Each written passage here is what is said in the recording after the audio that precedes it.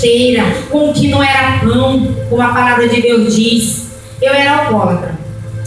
Eu bebia de segunda a segunda, mas Jeová teve misericórdia da minha vida. Irmãos, eu era alcoólatra, eu não fumava.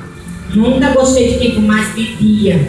Meu dinheiro era todo para bebida, e para festa. E aquelas pessoas que se diziam meus amigos, eles não acreditavam numa recuperação na minha vida, não. Eles não achavam mais que para mim tinha solução. Mas na verdade nem eu achava, porque era triste.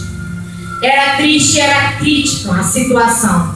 Mas Jeová, com esse olhar dele, carinhoso, misericordioso, me olhou. Lá do céu do céu ele me olhou. Quando eu sentei um dia na beiradinha da minha cama e eu disse para o pai: Pai, eu não tenho força não. Eu não tenho força. Eu já tentei, eu dizia que amanhã eu não ia beber, eu bebia mais que os outros dias.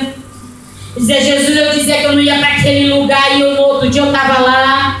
Não tem força, Jesus, alguma coisa me puxa, quando eu dou fé eu estou lá.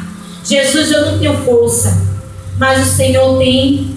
Pois olha para mim, mostra que tu és o Deus da minha mãe orou por mim 1 ano, somente por mim, somos 5 filhos, somente por mim. Deus disse: ora pela net, te consagra e coloca só ela na oração 1 ano. E eu disse para Jesus: Jesus, tu és o Deus da minha mãe, pois me tira dessa vida, muda a minha história de vida. Essa beleza que o Senhor me deu não adianta, porque se eu morrer hoje eu vou para o inferno, eu não vou para o céu. Me ajuda. Irmãos, eu tinha um cabelo bem aqui.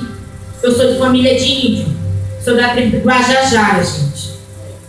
E eu tinha um cabelão, andava preta, porque eu só vivia na praia noite, dia e noite. Eu não tinha sacoeira nunca. E aí o Senhor Jeová me olhou e disse: pois eu te quero. Eu disse: Senhor, se tu me quiser, eu te quero.